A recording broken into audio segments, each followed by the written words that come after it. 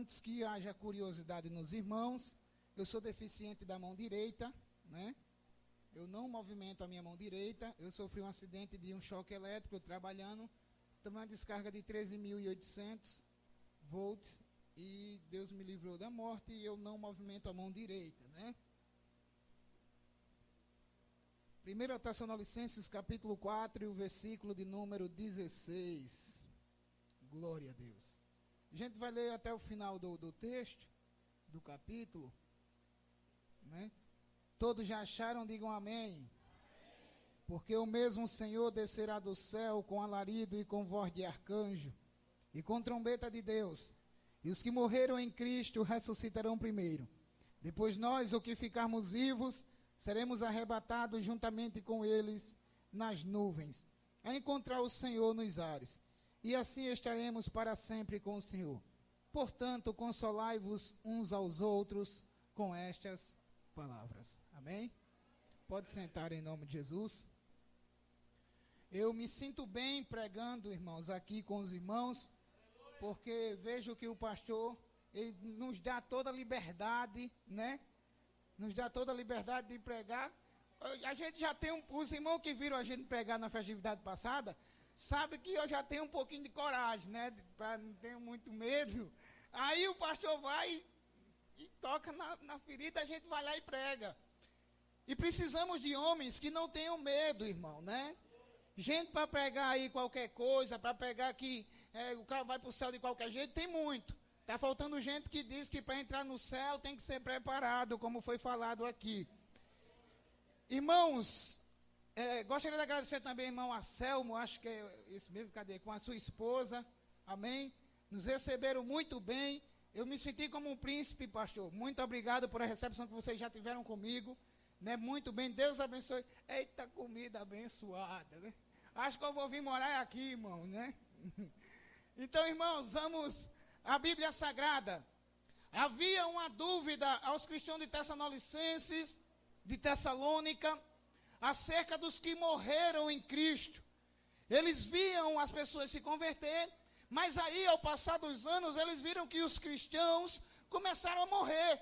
E eles não tinham uma experiência, eles sabiam que Cristo morreu, que Cristo ressuscitou. Eles eram umas pessoas abalizadas na fé. Acredita-se que os cristãos de Tessalônica, eles só não eram tão fiéis quanto os de Bereia, que era bem próximo a Tessalônica, porque os de Bereia, quando um pregador estava pregando, a Bíblia diz que eles analisavam escritura por escritura, e assim vendo a mensagem que estava sendo pregada. Mas Tessalônica, ele é uma das igrejas que tem um muito bom testemunho, ou um dos maiores testemunhos de todas as igrejas a qual Paulo enviou carta. Você vê Paulo, ele repreendendo um pouco a Tessalônica e dando mais conselho acerca da segunda vinda, acerca da manifestação de Deus, acerca do anticristo, acerca das coisas que aconteceriam no futuro. E aqui havia no coração deles, como eles já eram cristãos abalizados, cristãos firmes nas fé.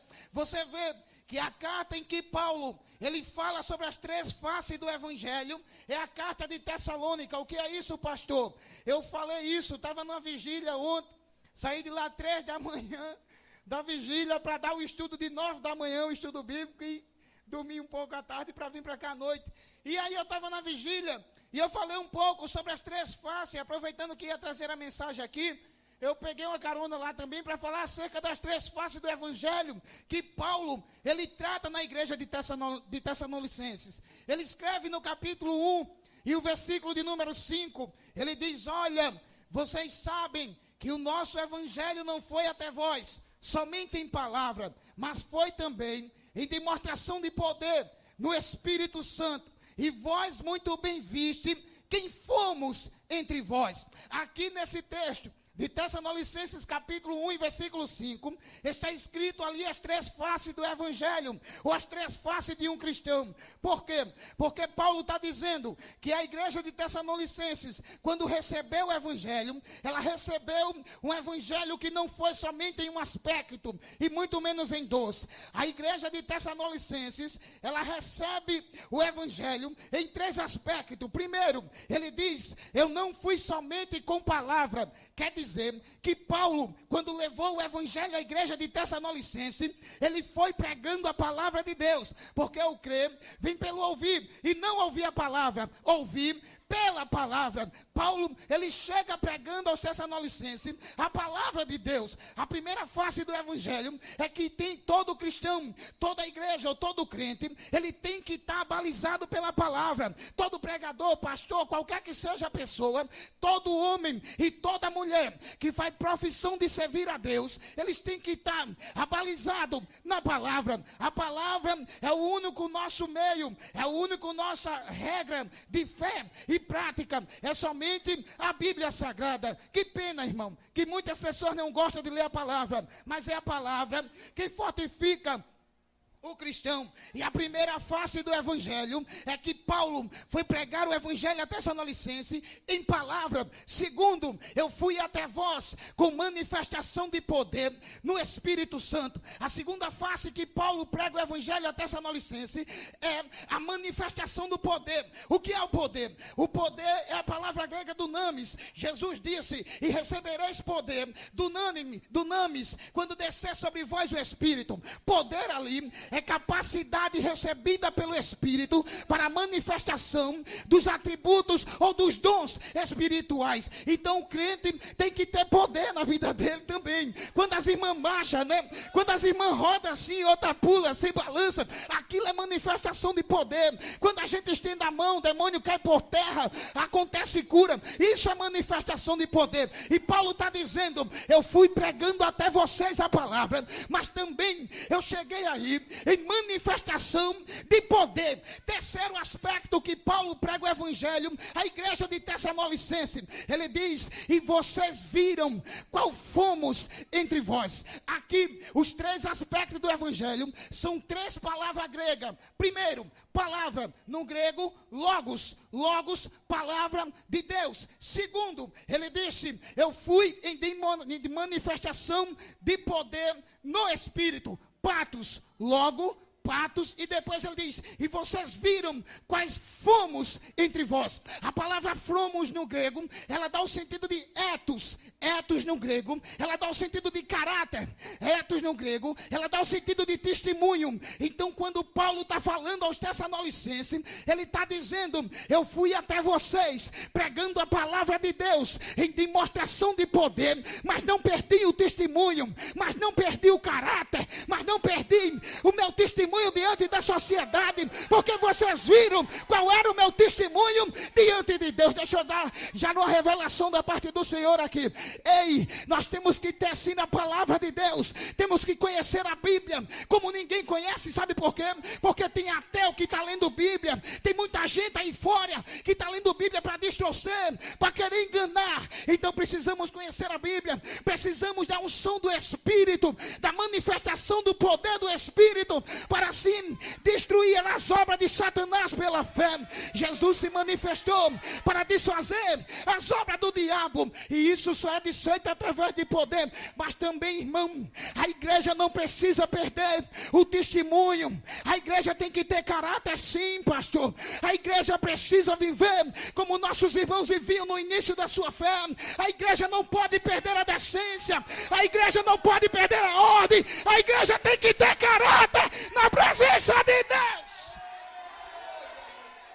Tem alguém que concorda aqui? Levanta a mão para cima. Começa a adorar a Deus, que nós não vamos perder.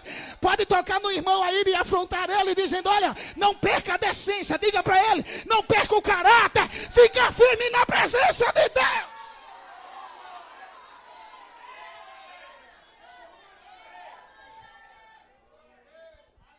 Eu não vou ficar muito aqui para não sair da mensagem. Então a igreja de Tessalonicenses era uma igreja que tinha as três faces do evangelho: palavra, poder e caráter. Mas eles tinham dúvidas. Eles tinham dúvidas acerca do arrebatamento, acerca dos que morreram. Por quê? Porque ele dizia: se nós servimos a Deus e depois que morremos, o que vai acontecer? Para onde iremos nós? Infelizmente tem crente que não gosta de escola bíblica, tem crente que não gosta de culto doutrina, Aí a gente pergunta para ele assim, o que é o arrebatamento? Ele faz, arrebatamento.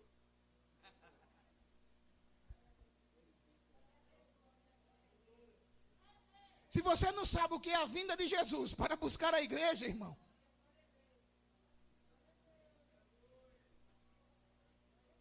Um dia desse eu peguei um rapaz que nasceu na igreja, 17 anos de crente. Ele tinha 17 anos porque nasceu, foi apresentado, cresceu na igreja, estudando em escola dominical. E eu perguntei para ele assim, o Espírito Santo é Deus? Ele parou, respondeu assim, pensou. Eu disse, eu não vou fazer a segunda pergunta. Porque o camarada está 17 anos na igreja. Não conhece, os Tessalonicenses não, eles conheciam, mas ele estava em dúvida o que vai acontecer. Aí Deus, ele traz uma revelação a Paulo, para mostrar a eles o que seria quando os cristãos morrem. E Paulo começa dizendo no versículo 13, algo interessante, ele diz, olha, acerca dos que dormem, não se preocupe, como se preocupam aqueles que não têm esperança. Porque, irmão, Paulo queria trazer uma esperança aos cristãos. Arrebatamento é mensagem de esperança. É mensagem de a gente fortalecer a fé, esperar em Deus, sabendo que há uma solução para tudo isso que tem acontecido nesse mundo. O ímpio, Paulo estava comparando aqui que o crente não é como o ímpio. E o que é, pastor? O ímpio vive sem esperança. O ímpio não tem uma esperança, não tem expectativa de vida. Você vê que você vai pregar para um ímpio sobre juízo final ou sobre arrebatamento, ele diz, não é assim, morreu, acabou. Enquanto nós estamos vivos, tudo bem, mas morreu, acabou. O crente não, o crente está dizendo, se eu morrer aqui, já sei que vou para o paraíso, junto de Abraão, Isaac e Jacó, vou estar dando glória, esperando Jesus raiar nas nuvens. É esperança, a igreja tem esperança, você não morre em vão. Crente não, irmão, às vezes o diabo quer matar, tem muito cristão morrendo lá fora do nosso país, nos estrangeiros, mas sabemos de uma coisa, todos aqueles que têm morrido com uma esperança, têm morrido com uma finalidade, têm a fé de saber que Cristo Jesus vai raiar nas nuvens, aparecer, a trombeta vai tocar e a igreja vai subir.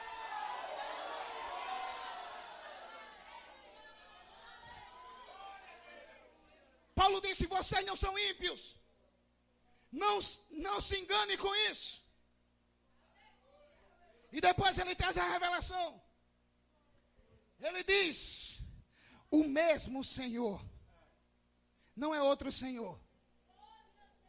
É o mesmo. Que mesmo Senhor? O mesmo Senhor que subiu. Quando o Senhor subiu, que a nuvem cobriu ele, dos varão apareceu aos discípulos e disse, olha, este Jesus, esse mesmo aí, que vocês viram subir, da mesma maneira ele vai voltar.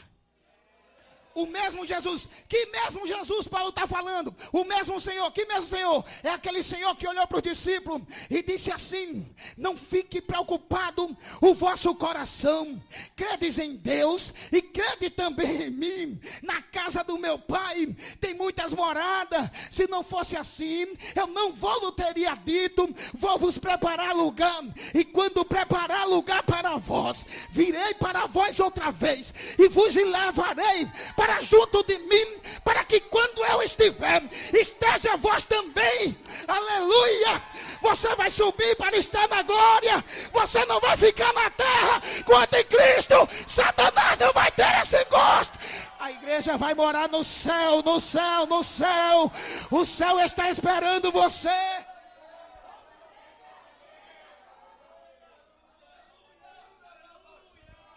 O mesmo Senhor descerá do céu com alarido. Em 3 aspectos Jesus vai descer do céu. Primeiro, alarido. Alarido do grego, keleusma. Keleusma, grito de agitação, ordem de batalha, ordem de comando. Quando Jesus chegou em Betânia, na aldeia, e ele chega na porta do sepulcro e diz assim, tirem a pedra. E eles removem a pedra. Se você observar o texto, Você vai ver que Jesus não diz assim: Lázaro, por favor, dá para sair para fora? Não. Ele não pede. Jesus nem pede e nem faz uma pergunta, ele dá uma ordem. Vem para fora, Lázaro. Alarido é mais ou menos isso aí. É uma ordem. Quando alguém ia para a batalha, ficava um exército de um lado e outro exército do outro. E eles diziam, como, eu não sei se os irmãos já viram, mas apontar, mirar, apontar e fogo, né? Eles estavam em ordem de batalha. Quando alguém dava a ordem de atacar, aquele exército saía disparado ao encontro de outro exército. Alarido, grito de agitação, grito de ordem, para que nós saímos ao encontro do noivo. Grito de desespero. Escuta só. Quando Jesus voltar, na primeira face do arrebatamento, o aspecto é que o primeiro grito será um grito de agitação. Como assim, pastor? Jesus vai raiar nas nuvens, vai tocar a trombeta.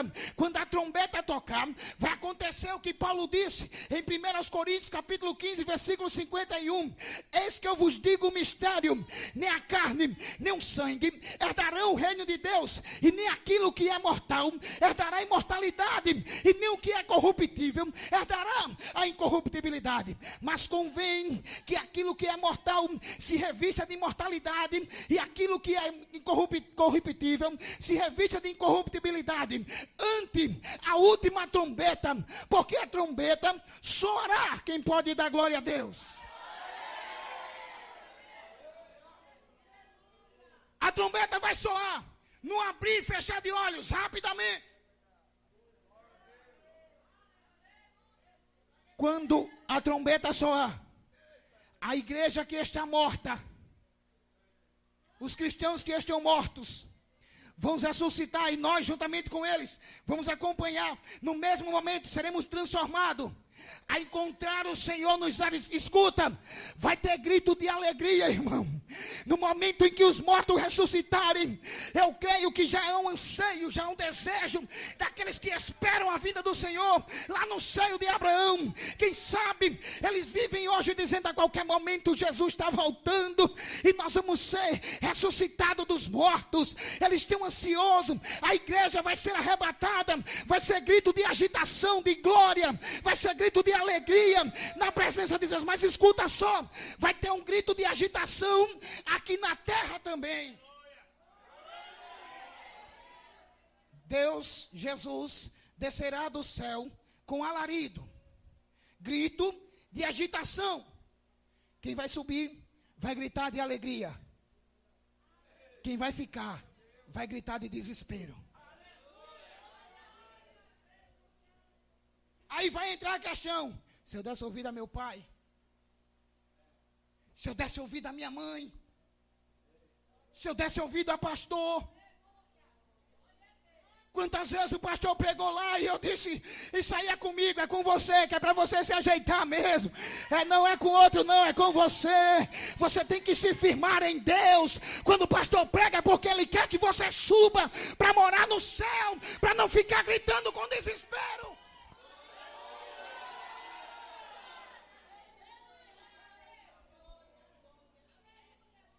Primeiro, alarido. O mesmo Senhor descerá do céu com alarido, com voz de arcanjo. Não é Cristo que vai estar com a voz do arcanjo, não, irmão. É o anjo, o arcanjo, que vai gritar para a igreja ir ao encontro do noivo. Depois, com trombeta de Deus. O que é trombeta de Deus, pastor? Trombeta de Deus é despertamento. Não espere se despertar quando Jesus voltar. Não espere. Não espere se tornar um cristão sincero depois que Jesus voltar. Seja crente hoje. Ame a igreja hoje. Seja fervoroso hoje. Você vai desejar ter um culto de festividade desse, se você ficar e não vai ter.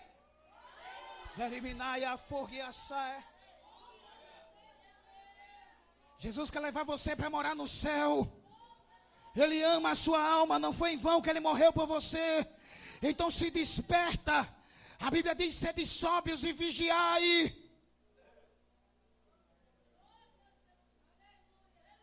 Guarde o que você tem para que ninguém tome a sua coroa. O mesmo Senhor descerá do céu com alarido, com voz de arcanjo e com trombeta de Deus. Os que morreram em Cristo ressuscitarão primeiro, depois nós, os que estamos vivos, seremos arrebatados juntamente com Ele nas nuvens. Arrebatamento. A palavra arrebatado no grego é arpazo. Arpazo deriva de uma palavra latina, ou do latim, que é raptus ou raptare. Significa ser tomado rapidamente e com força. Quando alguém perguntar para você assim, o que é arrebatamento? Você diz, é quando Jesus vir aqui para buscar a igreja, rapidamente e com força. Por que rapidamente e com força? Porque não vai dar tempo ninguém pegar carona em ninguém, irmão. O tempo de ser crente é hoje. Quando você menos esperar, ei, piscar de olho, pisca o olho aí. Demorou?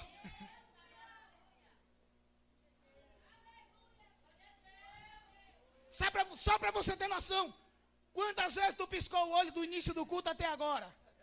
Ninguém lembra. Rapidamente, com força, por quê? Observa.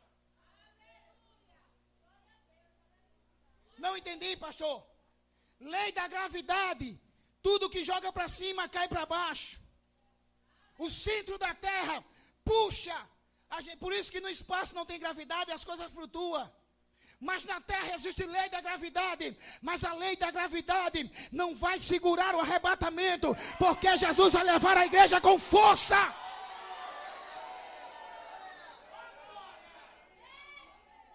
Diga para o seu irmão aí, se tu quiser ficar, fica, mas eu vou com força. Diz para ele, eu vou com força. O reino de Deus é tomado à força. A igreja não vai ficar aqui na fraqueza, não. A igreja vai com força. Quem pode adorar a Ele, adora, porque Ele merece a sua adoração. Ele vai vir buscar você para morar no céu.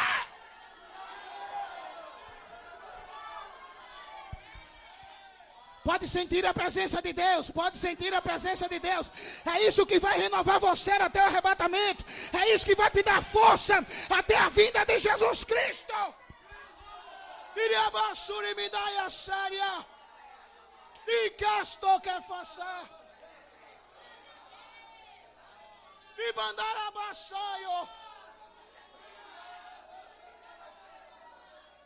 Aleluia. Aleluia!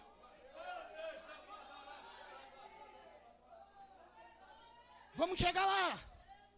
Vamos chegar lá, né? Rapidamente. O mesmo Senhor descerá do céu com alarido, voz de arcanjo, trombeta de Deus. Os que morreram em Cristo ressuscitarão primeiro. Nós, os que ficarmos vivos, seremos transformados ao encontro do Senhor. Por que nos ares? Interessante. A segunda vinda de Jesus não são 3 vindas, são 2 vindas. Primeira vinda, ele veio, morreu, ressuscitou, ascendeu ao céu. Segunda vinda, dividida em 2 partes. Primeira vinda, arrebatamento antes da grande tribulação. Se a igreja tem outra linha de pensamento, o pastor já me perdoa. Porque existem 3 linhas de pensamento acerca do arrebatamento. 3 linhas. Primeira, são os pré-tribulacionistas. Eu, por exemplo, vou para o céu antes que a tribulação comece.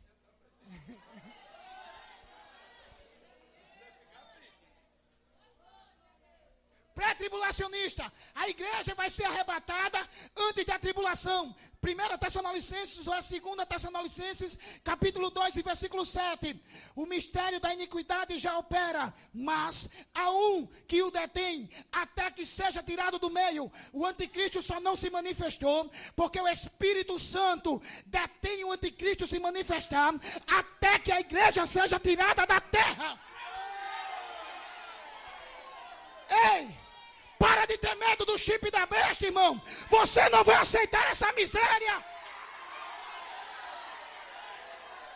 Para de ter medo do anticristo. Jesus vai levar você para o céu.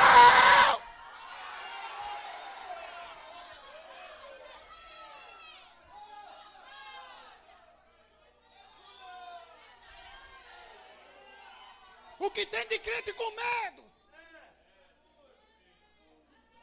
Eu volto já para os ares lá, viu? Eu tenho muito cabelo branco, mas a mente é boa. Olha só, o que tem de crente com medo? Um dia desse estava rolando um áudio aí nas redes sociais. O WhatsApp e o Face bruto, né?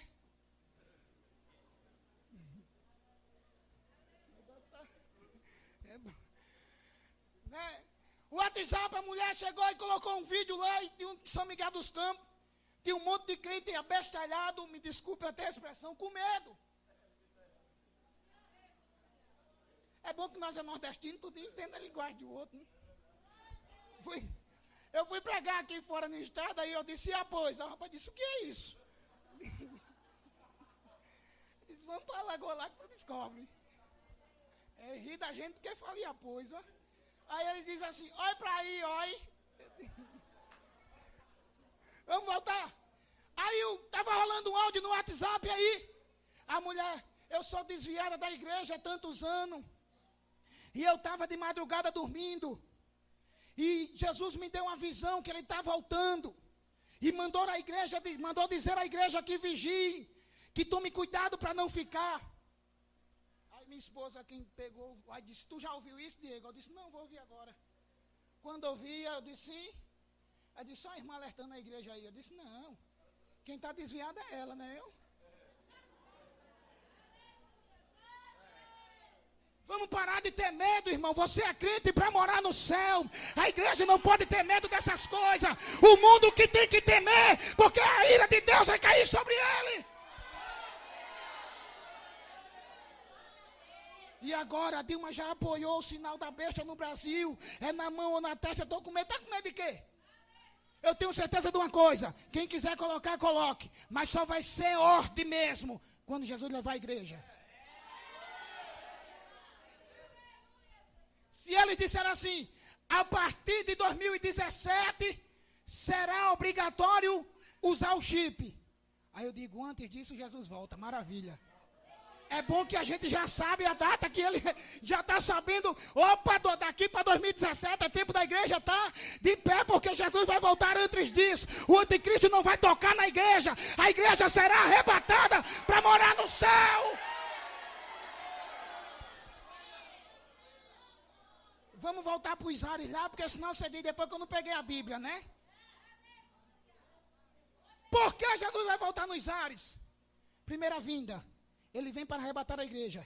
Depois que ele arrebata a igreja, nós vamos para um lugar chamado juízo do grande trono. Não, perdão. Grande trono branco é o juízo final. Nós vamos para uma coisa chamada tribunal de Cristo. Que é o juízo dos galardão. Tu fizesse o que, meu servo? Senhor, eu limpei a igreja há uns 10 anos. Eles têm galardão, entra para cá. Tu fizesse o que, meu servo? Falava mal do pastor, faltava culto de doutrina, escola dominical não ia. Vai limpar sapato de anjo, meu servo. Então, vai ser mais glória a Deus que já está salvo. Subiu no arrebatamento, está salvo. Nem que seja para passar pano lá no piso de ouro e cristal, já vale, né, irmão? Já está, né? Já está valendo. Juízo, ou tribunal de Cristo, tribunal do galardão, não é julgamento final, mas é só para quem recebe mais, quem recebe menos, quem vai receber um presente maior. Essas coisas, quem trabalhou mais, quem trabalhou menos. Tipo talento lá, que um recebeu 10, o outro 2, o outro 5. Mas depois, a igreja está lá no céu, recebendo galardão, no tribunal de Cristo, o anticristo se manifesta na terra. O segundo pensamento da tribulação são chamados de medo-tribulacionista. Primeiro, pré-tribulacionista. A igreja é arrebatada antes da tribulação. Medo-tribulacionista. A igreja vai passar 3 anos e meio aqui, que é o da falsa paz, e depois disso a igreja será arrebatada. E existe o pós-tribulacionista. a igreja será arrebatada depois da grande tribulação. Estou fora. Né? Estou fora dos dois últimos. Então, o que acontece? Vamos lá. A igreja vai estar no céu, recebendo o galardão, tribulação na terra. A igreja, depois que recebeu o galardão, banquete, boda do cordeiro, festa. Vai ter comida, irmão, porque o que Jesus sabe é que crente gosta de comer. Oh, meu pai. A minha filha veio olhar para mim e disse: eita, pai, tá com a barriga de pastor. E eu dou glória, né? Então, o que crente gosta de Jesus sabe. Boda do cordeiro, aleluia. No mínimo eu quero comer do fruto da árvore da vida no céu, no mínimo. No mínimo.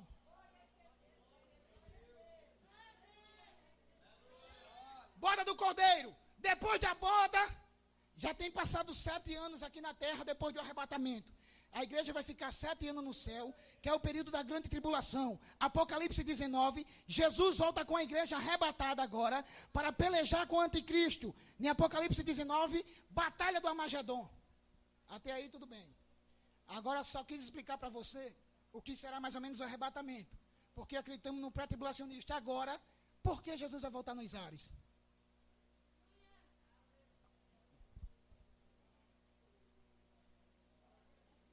Segunda vinda, quando ele vir, os judeus vão estar presos nos montes, porque o anticristo vai tentar destruir os judeus. Quando ele tentar destruir os judeus, a Bíblia diz que Jesus vai vir no Monte das Oliveiras, vai pisar, na sua coxa vai estar escrito Rei dos Reis, Senhor dos Senhores, o monte vai se abrir, na segunda parte da segunda vinda, ele vai vir na terra, mas no arrebatamento vai ser nos ares. É uma vinda só, em 2 partes. Primeira parte, ele vem nos ares. Segunda, ele vem na terra porque ele vem derrotar o anticristo. O anticristo é tão forte, que Jesus vai derrotar ele com assopro.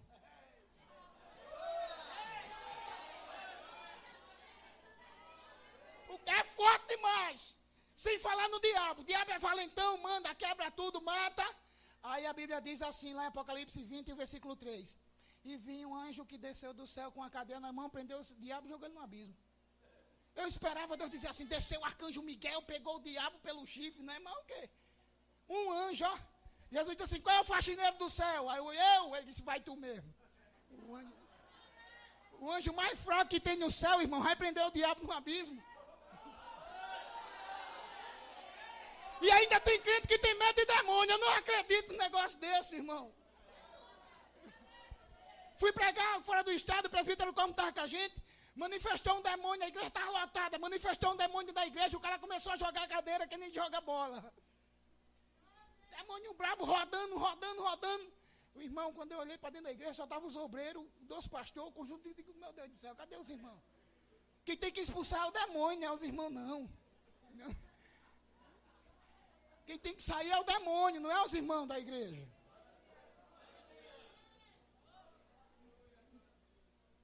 Então, Jesus vai vir nos ares, ok? Efésios capítulo 2 e versículo 2. O qual em outro tempo andasse no príncipe da potestade do... Quem lembra? Alguém respondeu aí, ó. No príncipe da potestade do ar. Nos ares, o céu, ele tem... Nós temos 3 céus, né?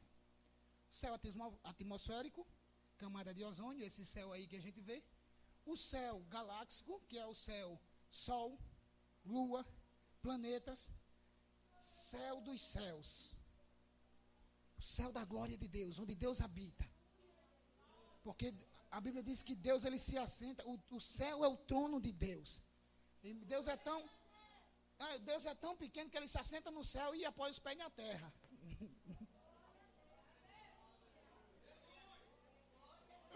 Eu vou sair da mensagem um pouco para revelar algo para você. Alguém pode ficar acima de Deus? Então, a Bíblia está errada. Isaías capítulo 6. E o serafim tinha 6 asas, com 2 cobriu o rosto, com 2 cobriu os pés, com 2 voavam, e eles estavam acima de Deus. Quando eu li aquilo para pregar sobre Isaías, eu disse, você os olhos direitinho. Depois pode olhar em casa, irmão, né?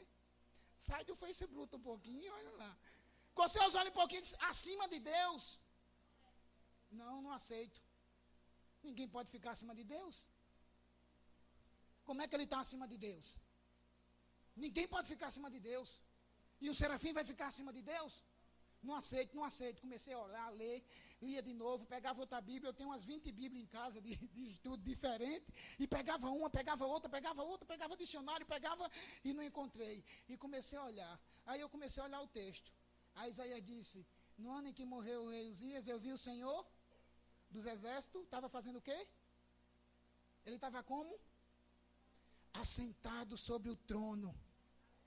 Os anjos estavam de olho fechado, coberto, e ele começaram a adorar tanto, dizendo, santo, santo, santo. E ele batia as asas e se empolgaram. Aí começaram a subir.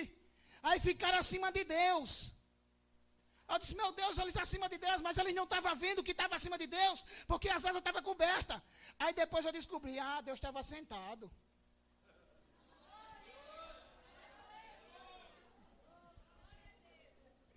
Se Deus se levantasse, o serafim estava no joelho de Deus assim. É só ler a Bíblia direito que a gente vê, né?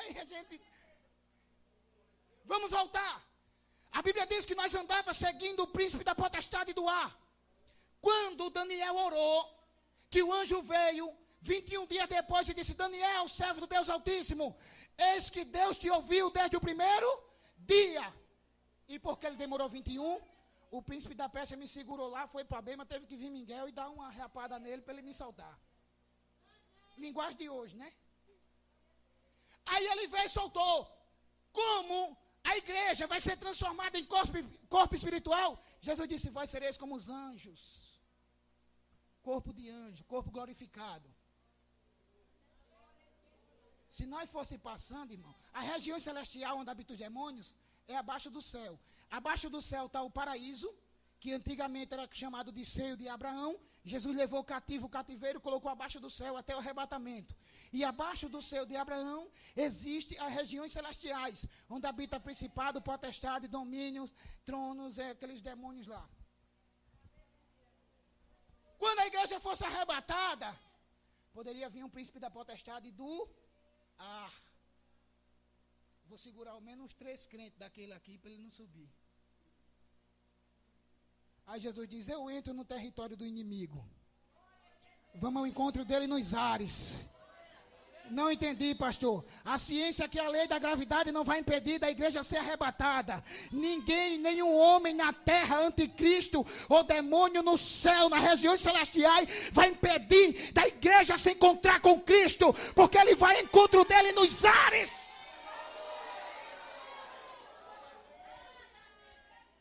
Se o príncipe da potestade do ar se meter, ele diz assim, vem para onde, menino? Vai vir nos ares. Entendemos sobre arrebatamento, sobre vinda de Cristo. Mas o que mais tem no meu coração para falar com os irmãos é sobre 3 sinais que estão acontecendo muito, antecedendo a vinda de Cristo. 3. Interessante que eu preguei na vigília, e no outro dia o pastor foi na casa do irmão e disse assim, rapaz, aquele pastor bate demais. Eu digo, se pregar a Bíblia for bater demais, eu bato demais. Eu digo que está na Bíblia, irmão. A gente diz assim, não minta, porque quem mente é filho do diabo. Está na Bíblia. Não ande nu, porque crente tem que se vestir como crente. Do mesmo modo, as mulheres se ataviem entre as honestas com pudor e modéstia. Está na Bíblia. Agora, se dizer que está na Bíblia está errado, então nós vamos ser errados até o arrebatamento. 3 sinais que antecedem a vinda do Cristo. Primeiro sinal que está antecedendo a vinda de Cristo. A apostasia. 1 Timóteo capítulo 1, versículo 4. O Espírito expressamente diz que nos últimos tempos apostatarão alguns da fé, dando ouvido à doutrina de demônio.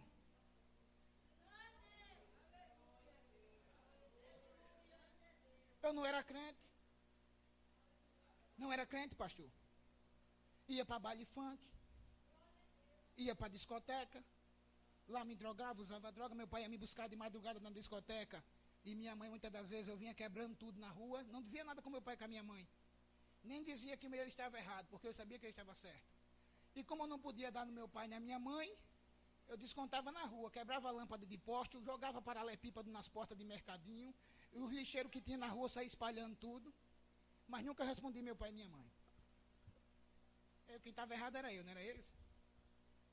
E eu estava lá no baile funk, discoteca tal, bebendo cachaça, droga. Aí o diabo sabe trabalhar. Não, esse negócio agora ele já se converteu, não vai para a igreja, então vamos levar o baile funk para... Se não é doutrina de demônio, é o quê?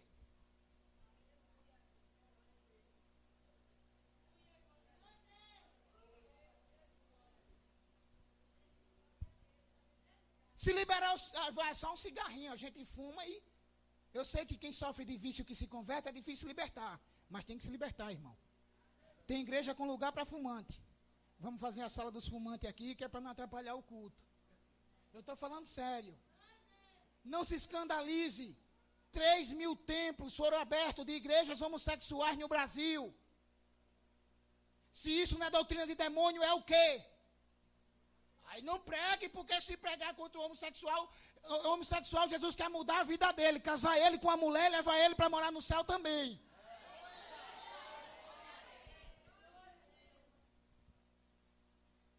Doutrina de demônios. Estão trazendo. O demônio não quer mais levar os crentes somente para o mundo, não. Quer trazer o mundo para a igreja. Quer ver uma coisa aqui? Quem sabe o que significa a palavra igreja aqui? Vamos lá?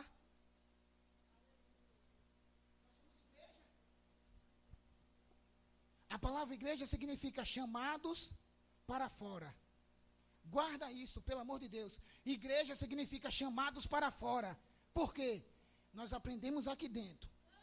E o que aprendemos aqui dentro, nós levamos lá para fora.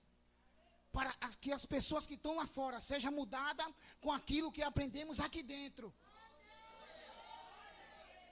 Mas tem muito crente que está fazendo o contrário da igreja. Aprende lá fora, aqui não.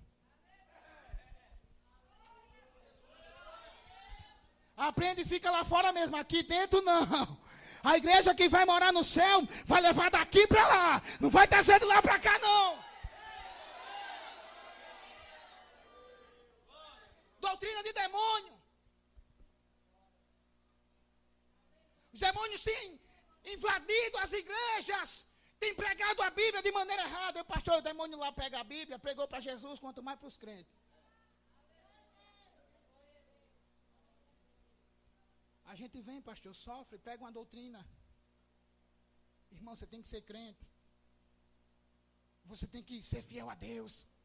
Você tem que se vestir como crente. Aí vem um crente abençoado, liga a televisão lá, aparece qualquer um que ele nunca viu, dizendo assim, tu bebe cachaça, vai para o céu, fuma maconha, vai para o céu, pode ter 3 mulheres, vai para o céu, anda nu aí, vai para o céu, que Jesus quer é o coração. A Bíblia está errada quando ela está lá escrita em 1 Tessalonicenses 5:23, que Deus quer o nosso corpo, alma e Espírito Santo na presença de Deus. E quando Pedro escreveu em 1 Pedro capítulo 1, versículo 15, dizendo, sede santo porque eu sou santo, sede santo em toda a vossa maneira de viver, assim como é santo aquele que vos chamou. É doutrina de demônio.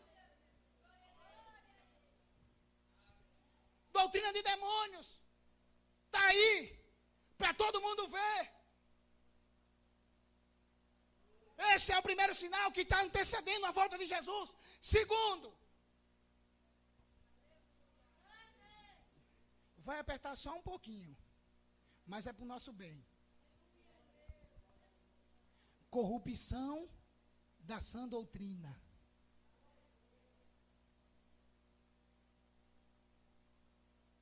2 Timóteo, capítulo 4, versículo 3. Virá tempo em que muitos não suportarão a sã doutrina, mas amontoarão para si líderes conforme as suas concupiscências. Pastor prega a verdade e é ruim. Pastor prega que crente para morar no céu tem que ser santo e depois é falar do mal nas ruas. Precisamos mudar esse contexto, sim. O que pastor prega, irmão, é para você morar no céu. Vamos parar de ser o crente. Toda vez eu confundo machista com quiabo. O quiabo é o mais mole, né? Aquele comprido. Vamos parar de ser crente quiabo. Hoje pastor não pode mais repreender crente, não. Ninguém dá glória a Deus, mas daqui a pouco aí bota a irmã para cantar e você fala língua estranha.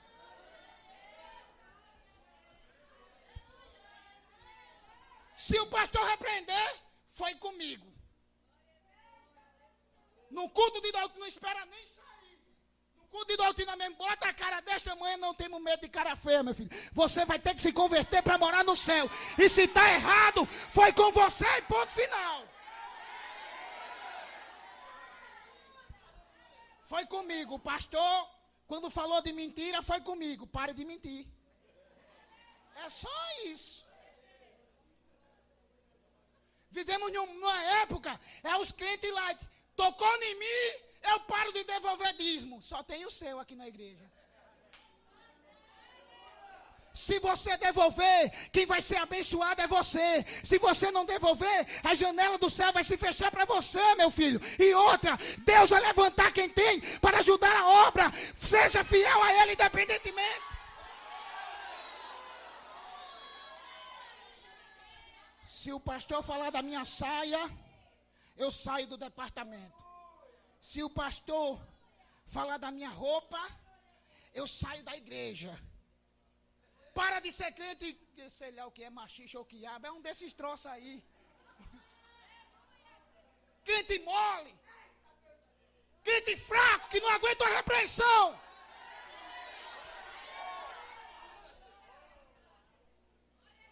Hoje o pastor pode fazer uma reunião de obreiro. Ó, irmão, quero obreiro bem na porta aqui. Tu viu que o pastor pegou pesado? Você é obreiro, meu irmão. Para com isso. Para de ser frouxo, para de ser mole. Lançou a mão no arado, não pode voltar atrás.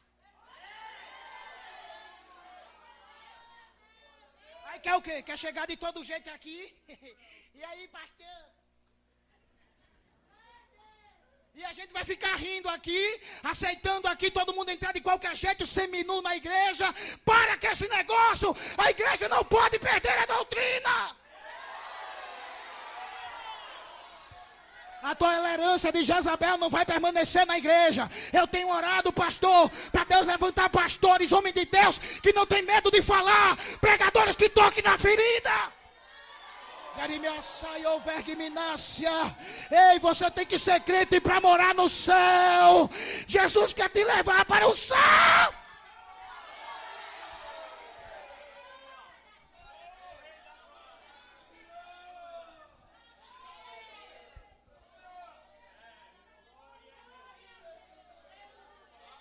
Quem vai dar conta de você é seu pastor. Não é pastor aqui que está dizendo, não, é a Bíblia. Quem vai dar conta de você é seu pastor. Mateus 24:31, quando o Filho do Homem vier em glória com seus anjos, separarão o bode das ovelhas. A minha esposa chegou para mim e disse assim, Diego, você tem que conversar com a irmã fulana. Eu disse, pastor, dá conta de ovelha.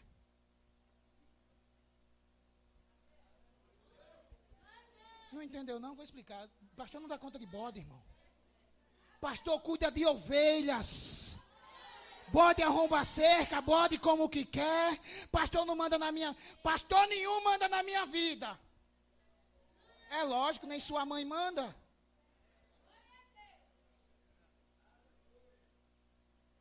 Corrupção dessa doutrina. Antigamente os profetas chegavam para Elias, Eliseu, e até Elias, quando foi arrebatado, ele disse, meu pai. Pastor é pai, irmãos. Se todo mundo lhe abandonar, pastor vai estar do teu lado.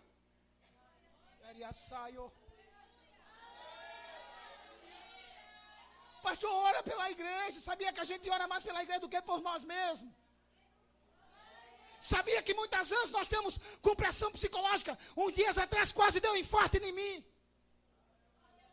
De madrugada, para não preocupar minha esposa. Eu acordei de madrugada, deitei no sofá e comecei a chorar. Aí eu brinco, eu disse, Abraão, Isaac, Jacó, eu estou chegando aí.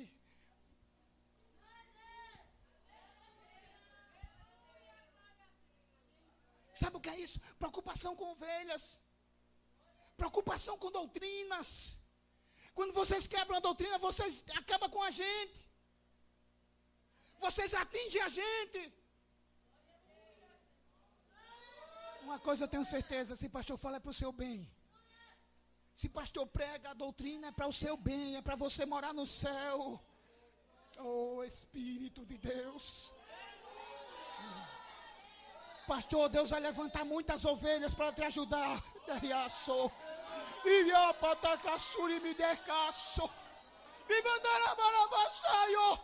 Porque o Senhor sabe que você quer o bem, é a sinceridade do seu coração.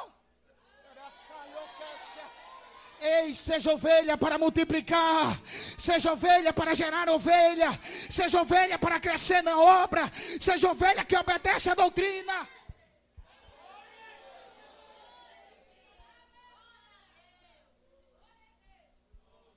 Tem pouco tempo. Não saia da doutrina. Ei, não mude de igreja. Tá bom? Mude de atitude. Eu vou sair daqui porque eu vou para a igreja fulana de tal. Pelo menos o pastor não fica no meu pé dizendo que eu não posso namorar com 3 meninas de uma vez. Está indo para o céu. Ou melhor, Seol. Seol, inferno. O pastor aqui, quando ele prega a doutrina de que nós temos que ser marido de uma só mulher. Não é o pastor, é a Bíblia, filhinho. O pastor aqui diz que nós não temos que andar como Jezabel na igreja. Se fosse para andar como Jezabel, eu andava no mundo. Você é crente, filhinha. Você tem que obedecer a pastor. Pastor tem que repreender mesmo. O cajado está na mão de ovelha. Mão de pastor. Interessante que o pastor vai dar conta. Tem gente que vai dizer assim, eu estava doente, o pastor não foi lá. Uma irmã disse bem assim, pastor, passei 2 semanas doente, assim o senhor não foi lá. Eu disse, passei 2 semanas pregando e a senhora não foi na igreja. Eu disse, mas eu estava doente, a senhora nem me comunicou. Homem de Deus tem que orar. Eu disse, mulher de Deus tem que comunicar a necessidade aos santos. Para de ser vítima. Para de se colocar na posição de vítima. Vivemos na época que o pastor repreende. Coitadinho de mim. Coitadinho não, você aguenta. Você suporta. Quando Davi estava perto de morrer, chegou para Salomão e disse o seguinte, tu vai ser rei, não vai? Ele disse, vou. Seja homem, viu? Não posso dizer isso para as irmãs, mas seja mulher. Seja mulher. Mulher como Ana. Paulo estava quebrando lá. Eli não fazia nada com os filhos e Ana estava lá na oração. Quero nem saber. Quando ela, depois que ela orou. Aí o sacerdote disse, vai em paz. Quando o sacerdote abençoou, ela foi abençoada. Entendeu que tem muitas madres cerradas porque falta a bênção do sacerdote?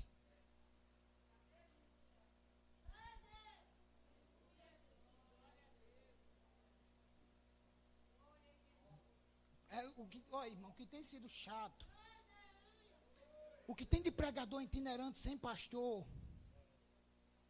o que tem de missionário sem pastor, o que tem de pregador, quem é o teu pastor? Não, o pastor é Jesus, mentira. Mentira! Princípio bíblico para isso, quero. 1 João capítulo 4, versículo 20. Se eu digo que amo a Deus, que eu não vejo, e não amo meu irmão, eu sou mentiroso. Se eu digo que Jesus é meu pastor, que eu não vejo, e eu não tenho meu pastor terrestre, eu sou mentiroso. Princípio bíblico.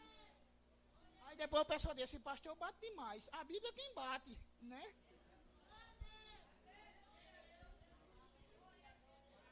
Tem que ter pastor, meu filho. Não existe esse negócio de onde Jesus mandar eu vou, se o meu pastor liberar, é claro.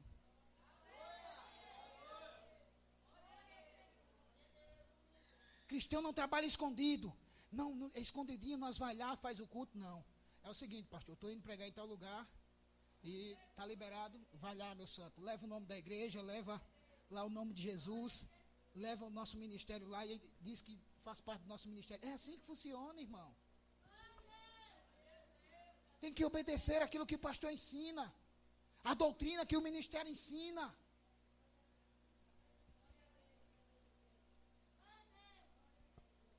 Se Jesus, escuta só, se Jesus mandasse você, escuta só, se Jesus mandasse você, olhe bem, pegar dinheiro na boca de peixe, ainda bem que aqui é uma região de pesca, se Jesus dissesse assim, vá ali, pegar ali R$10 na boca do peixe, conversa, Senhor, e pegar dinheiro na boca de peixe, oxe, o Senhor tem que depositar na minha conta. Jesus aí Pedro chegou e disse assim, Senhor, o negócio está feio. Não entrou dízimos e oferta esse mês suficiente para nós pagar o imposto, então aí, com o imposto atrasado. Aí Jesus olhou para ele, Pedro era dono de barco, e quem tinha comércio na época pagava imposto também. Aí Jesus disse, vai lá, Pedro, pega um peixe, na boca do peixe vai ter uma moeda e tu vai pagar o imposto por mim e por tu. Aí foi lá quando puxou. Sabe o que é interessante? Aquele peixe, quando ele dava cria, ele guardava os peixinhos pequenos debaixo da língua. E não soltava para que os outros peixes não comerem ele. Olha que interessante. Aí ela deu cria. E ela disse, e agora? Os peixinhos ou a moeda?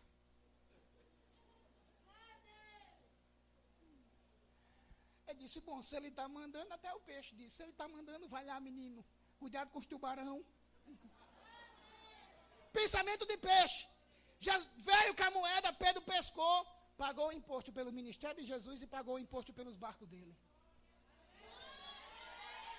Não entendi nada, pastor, não entendi nada.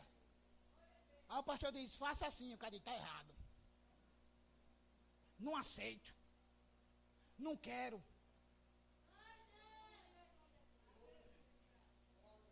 Se está aqui, obedeça. Está na Bíblia, obedeça. 5 pão dá para nós tudinho aqui comer? O que, irmão? 5 pão dá para... A minha filha come 5 pão com ovo dentro e 2 cachorros quentes dentro de cada um.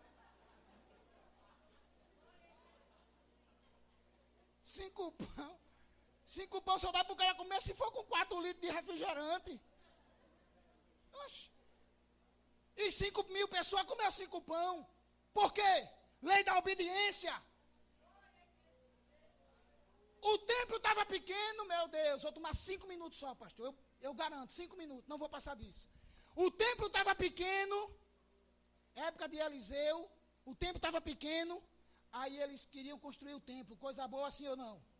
Já pensou se o irmão chegar assim e dizer, pastor, estou ali levantando um templo com 4 terrenos.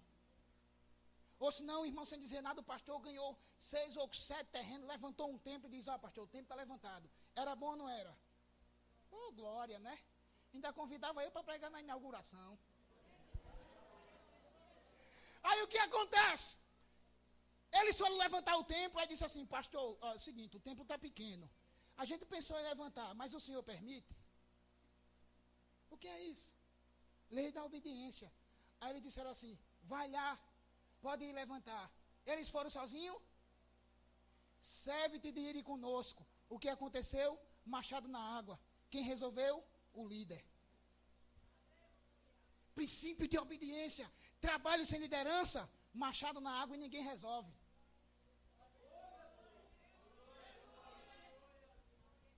É o seguinte, pastor. Fui pregar em tal lugar, deu um problema lá. Quem vai resolver agora? Liderança não sabe. Rapaz, não estou sabendo não. Aconteceu lá na igreja, culto de ação de graça, a irmã foi dar um culto de ação de graça. Irmão, de manhãzinha acordei. Acordei 10 horas da madrugada, de manhãzinha. Levando cadeira, levando caixa de som, levando microfone, trabalhando o dia todinho. Minha esposa disse, vai comer, eu disse, só me tem um culto na casa da irmã, vamos organizar. E eu ajeitando o som com o obreiro, pagando o aluguel de carro para levar cadeira, levar tudo. Quando foi de noite, a irmã convidou o pregador sem me avisar. Aí eu, como pastor, né, não deixei ele pregar. Liderança pastoral, tem que obedecer. Vou terminar, irmão, senão não vai dar tempo. Só tenho 2 minutos. Terceiro,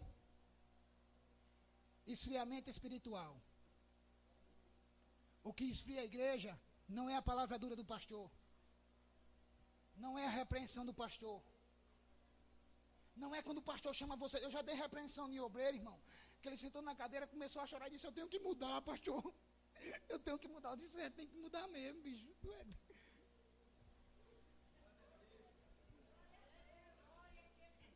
Depois eu fiquei com pena, sabe? Deu aquela dó, deu vontade de chorar também com pena dele, rapaz.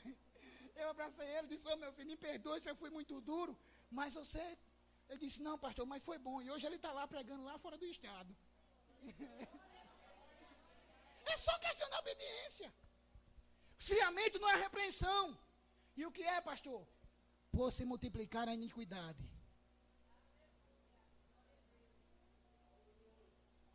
Aí eu bato muito. É a Bíblia. O amor se esfria por causa da iniquidade. O desejo da iniquidade que tem que ser queimado. Queima esse desejo de jejum e oração aí. Queima no culto de doutrina. Quando você chegar aqui, o pastor vai tocar na tua ferida. Você vai chorar aí calado e vai dizer, eu vou mudar. Vamos se colocar de pé, irmãos. Já passei 3 minutos do horário que foi me concedido.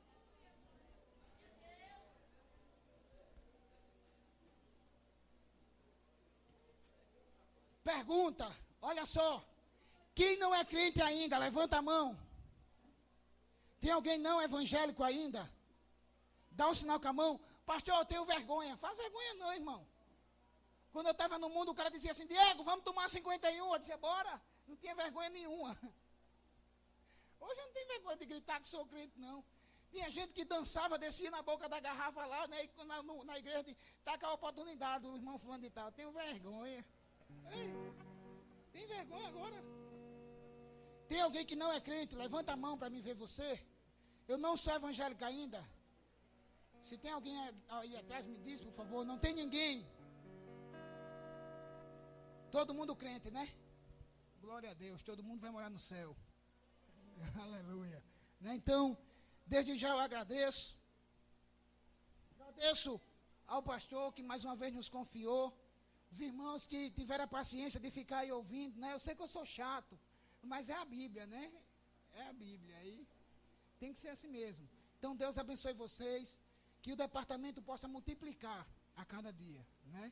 Não só o departamento daqui, mas os outros visitantes também. Jovens, a igreja. Irmãos, não deixe a iniquidade esfriar a sua fé. Eu termino dizendo para você, fortaleça a sua fé. Quando vir aquele desejo de dizer assim, eu não vou para a igreja hoje não, que eu estou cansado.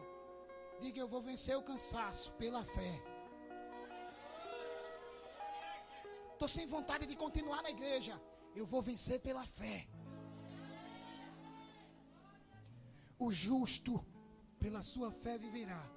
E se ele recuar, a minha alma não terá prazer nele. Amém? Aplauda ao Senhor. Deus abençoe a gente.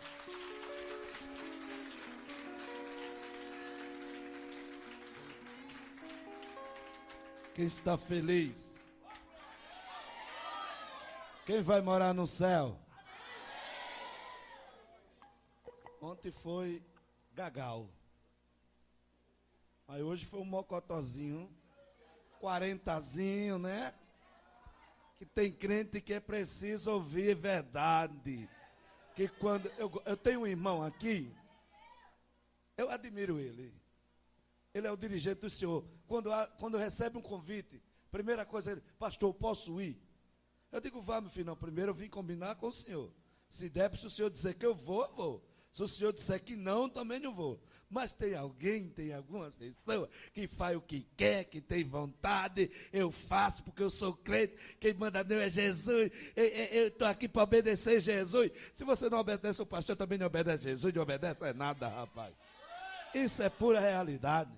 Não é verdade, meu irmão? Ah, porque tem que agradar a Deus. Mas como é que você agrada a Deus se não agrada o seu pastor, o seu líder, a sua liderança? Pelo amor de Deus, bota isso na cabeça, que tudo tem que ter liderança. Gostei, pastor. Vai pregar aqui de novo, que eu achei que foi bom. Nós ia até de madrugada, ia ou não ia?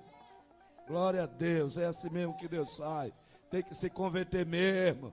Tem que usar roupa de crente. Essa roupinha que está andando hoje na igreja, eu falo aqui direto. Jeová não tem prostituta, não.